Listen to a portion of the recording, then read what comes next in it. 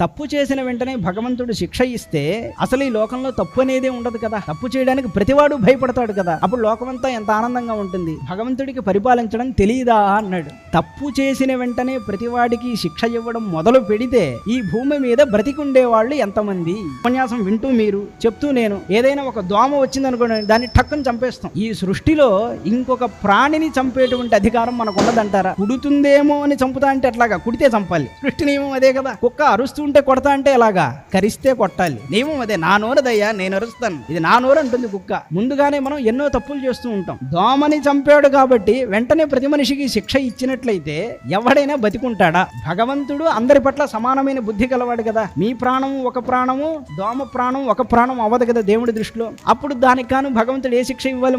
మనల్ని కూడా పట్టి కోసేయాలి, అంతే కదా. కర్మకి వెంటనే ఫలాన్ని ఇస్తే అట్లాంటి పరిస్థితి ఒకటి లోకంలో ఉంటుంది. కర్మ ఫలాలు వెంటనే ఉద్భవించేవి